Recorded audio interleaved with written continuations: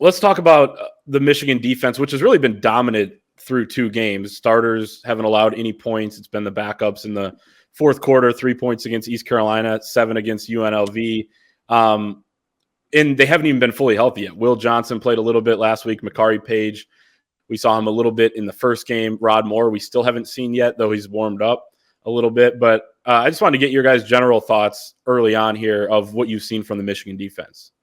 Nasty up front. That front, somebody asked, is this the best interior line that Michigan's ever had? And I think they definitely have a chance to be if you look at the depth and the skill from really 3 guys and then a fourth in Rayshawn Benny, who we haven't seen as much of yet, but who's really made strides, they say. The problem is he's playing behind 3 guys that are really have elite college potential. Mason Graham, I've seen enough of him to already know that he's just an outstanding defensive lineman, especially as a run stopper. Kenneth Grant, now we're starting to see what people were talking about last year, the gift from the football gods that Jim Harbaugh called him, with the way that he moves and he gets to the quarterback, in addition to being able to handle himself, obviously, on the line of scrimmage and help build that run wall. So love what I've seen from them. And then Chris Jenkins, has been double teamed quite a bit, fellas, in watching the film. And he's still doing some things in there, is being disruptive, but that really opens things up for the guys on the edges who have really gotten some good pressure in the first 2 weeks, even in week 1. And as Mike Elston, Michigan's defensive line coach, said this week, he said, we couldn't pin our ears back. We had to be careful and really kind of watch for those quarterback draws. I think you're going to see turn those guys loose a little bit more. You got to pick your poison, and there are 4 guys on the edges that can really get home, and Jalen Harrell is improving in that respect as well. 3 other guys who I really like in that role. Derek Moore, I think, again, I still think is going to be the guy that really comes on with his skill set. So we haven't even seen the secondary healthy, guys. And you're talking about a couple of elite players there in Rod Moore and Will Johnson. So this defense has a chance to be really, really nasty, really scary. I love what I've seen from them so far, and I expect that they're going to continue to get better. And it starts up front with those guys, too. I look at this Michigan defense, and someone asked us on the board, it was either in the chat on Thursday or another thread earlier this week, like, this might be one of the best front sevens they've ever had, maybe the best they've had under Jim Harbaugh. So, they're athletic, they're big, they've got the size, they've got the speed. I look at this Bowling Green offensive line. All of those guys are, have some good length to them. 6'5", 6'6", 6'7", with all these guys across their offensive line. I'm going to be curious to see how Michigan handles some of that length, but if those guys are able to impose their will, we've seen Connor Bazelak before play with Indiana. He's a turnover machine. He's been a turnover machine early this season. And I could see them trying to get the ball out quick, try to follow a game plan similar to what East Carolina did. But if Michigan's getting to this guy and the Pro Football Focus pressures and grades would seem to suggest Michigan will be able to get to this guy and get past that offensive line. I really do. I mean, I don't want to spoil my staff pick, but I think we are on shutout watch for the 3rd week in a row. Mm-hmm.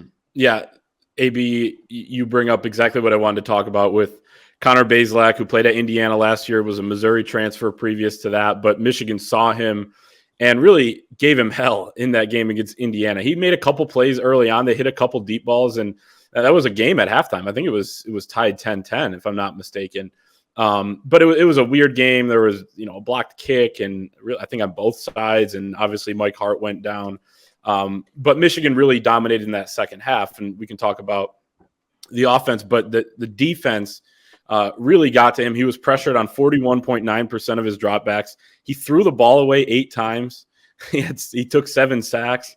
Again, he did have a couple throws, but I just don't think he's going to have any time in this game. And talking to Michael Burwell, who covers Bowling Green for the Toledo Blade, he was saying that he was running for his life in the first game against Liberty. He didn't have any time at all. So even against Eastern Illinois, they had to go with a lot of quick passes, a lot of screens to try to help out that offensive line a little bit. But I do think Michigan's defense is going to live back there in this game. And Mike Elston said it this week that, they need to ramp up the pressure. They were pleased with what they did in the first game, despite not getting any sacks. They were pleased with what they did last week, although they had to, not have to, but they brought a lot of blitz.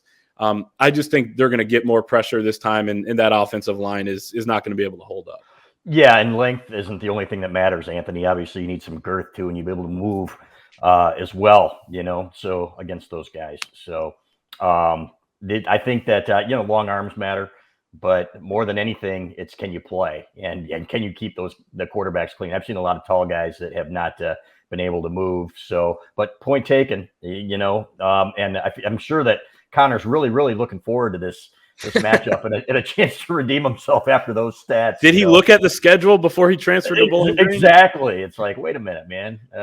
Hey, this wasn't part of the deal. So, but hey, you know what? It's just another overmatched team, fellas. Is frankly, we can sit here and talk about it and break it down all we want to. The fact is, they're going to roll in there, and it's probably going to be 21 or 28-0 at halftime, depending on how many possessions they get and how long it takes them to drive the field. And I hate it. Less football again, even though Anthony, like he said, there haven't been that many less plays, if any, or in the first 2 weeks. But yeah, let's just get it over with. Move on to that big game with Rutgers, and because I think that Greg Schiano is a good defensive coach, and we're going to find out a little bit more about this Michigan offense when Michigan plays them. Listen, man, I'm just trying to pull something to look I know at you out are. of this matchup. It's 40-point spread kind of speaks for itself. My God, give us something competitive in the next couple weeks, or don't. That's fine too. But absolutely, I want to see this team matched up with something. Mm-hmm. Yeah, I think we could see some turnovers. Michigan with just one turnover through 2 games so far. They got the ball out on a run play with Mason Graham last week, but didn't recover it. But Connor Bazelak threw 3 picks against Liberty, all when he was under pressure. He was 0 of 8 under pressure, so he doesn't handle it that well, and I think he knows what Michigan is going to bring in that department. Moving over to the Michigan offense against Bowling Green defense, it's been an emphasis this week. Jim Harbaugh said it on Monday. Sharon Moore said it as well. He'll be the interim coach for this game, obviously, with Harbaugh suspended for the final game that he'll miss this year. Be back against Rutgers next week. But, they said they got it. They're emphasizing the run game. They got to get rid of those non-efficient run plays. So it's obviously something that they're focused on. This Bowling Green defense have a couple decent edge rushers, but beyond that, I think Michigan should be able to do what it wants to do, regardless of whether or not they stack the box, which Scott Loeffler said on Monday, hey, we got to try to take something away. He said we got to take something away or try to. He almost corrected himself saying you're pretty much not going to take anything away against Michigan, but saw him load the box a little bit against Liberty, according to some of the advanced stats, but they still average 5 yards per carry. So I think the Michigan run game will be good. And then J.J. McCarthy has just been absolutely phenomenal, and there's no reason to believe that he won't be again on Saturday. Right. If they do stack the box and take what they are giving you early and get out to your big lead, but then I want to see him run, and work on that some more, guys, to prepare for the Big Ten season to get it where it needs to be, because we're seeing a bunch of things here. We're seeing wide receivers that aren't blocking as well. We're seeing some breakdowns on the offensive line for sure. Tight ends were fantastic last week, and watching the film, I owe them an apology after the post game. I said, well, the tight ends got to do their job too. Going back to the week before when they weren't very good, they had a really good game on Saturday, but the receivers did not. Some of the offensive linemen did not.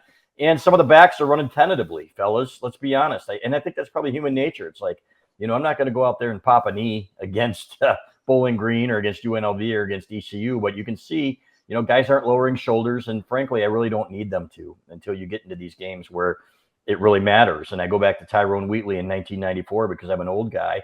And I remember that season when we really didn't see the real Tyrone Wheatley, it seemed like, until the Penn State game that they lost that year. So we'll see. But to me, it's, you know what? I just want to see him run. I think J.J. McCarthy will get his. I don't want to see him run, though, fellas. I want to see him run as little as possible and save him, especially from what we've seen in Michigan's backup quarterbacks.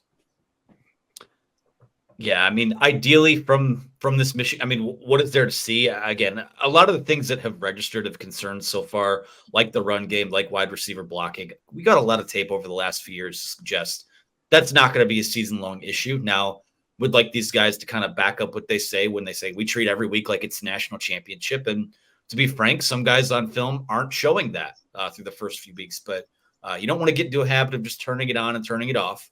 I don't think that's necessarily the case, but just get through this one healthy first and foremost. And, I want to see, again, clean up some of those errors, clean up some of the missed blocks, clean up the missed assignments, the missed cuts.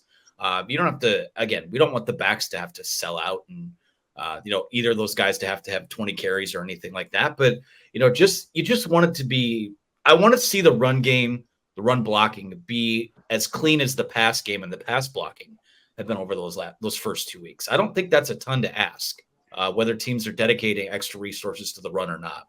From there, I would love to see someone take the reins on this backup quarterback job, because at some point, Michigan's been pretty lucky over the last couple of years where, outside of Cade McNamara getting knocked out for a couple plays in that Michigan State game, they've had pretty good luck with quarterback, not missing the starting quarterback for stretches of time. And right now, I've been outspoken about this. I don't know that I don't like what's there right now at backup quarterback. So I want to see someone separate there.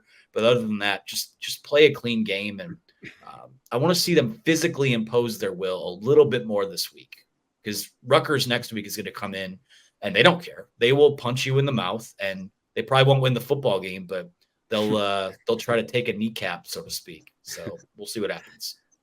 That's true. That's very true. So it sounds like we will see Jaden Denegal and Alex Orji as the first couple quarterbacks up. If Michigan goes to a backup, which you assume this game they'll be in position to do just that. I think they're going to be able to run the football on Bowling Green. I agree with you, Chris.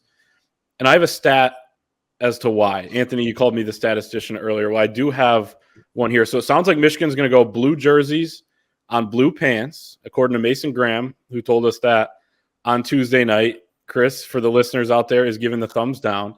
But a stat to go along with that, rushing yard totals for Michigan, blue pants at home since the 2021 season. Washington, 343 rushing yards. Ohio State, 297 rushing yards.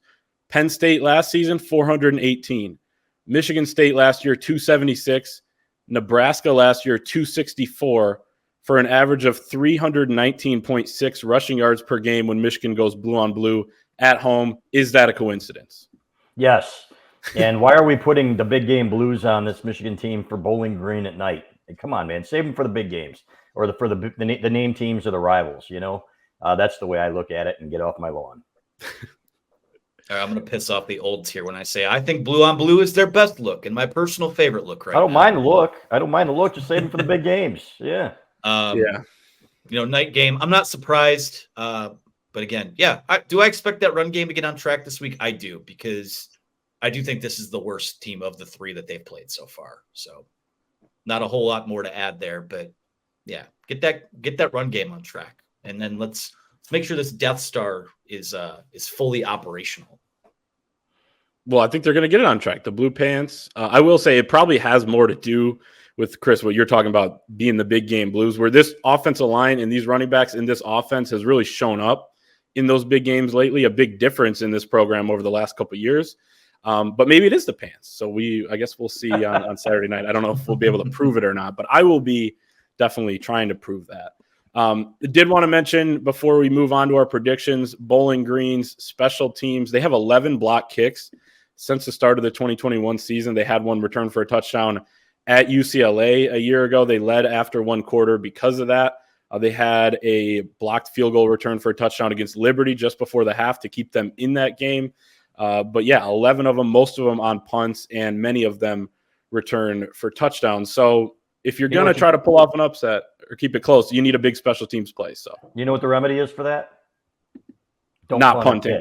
Or kicking. Yeah, exactly. I don't think we're going to see much of those guys. So. I agree. Yep. So keep them on the sidelines, go out there, and if it's fourth and short, go for it. And, I'm excited, too, to get Jim Harbaugh back next week, fellas. And, we can talk all we want to about these opportunities for these guys, and I appreciate it. But there's a reason that Jim Harbaugh is as good a coach as he's been over the last several years. It's because he sees things on the field, too. It's not just because his assistants are good or bad or whatever. He sees things that other teams might not see, and maybe approaches a way to block it. I remember one year he was talking about approaching a way to block a safety, and it opened up the running game tremendously. So, but I don't think they're going to need it this week either. Like you said, guys, I think they're going to run well. And I really want to see Donovan Edwards get on track too. I think he's frustrated. I know he's frustrated from what we've heard. He's obviously a better player than what he's shown, and they need to open some holes for him, fellas. Totally agree. Yeah. Jim Harbaugh definitely will help. And as Skeen said on the show on Sunday night with you, Chris, it might not even be a tweak schematically, but it might be him taking a guy aside or just the way he, delivers a message or whatever that could be the difference. Just having your leader out there, having everyone in their specific role is going to be important. So we'll see that next week against Rutgers.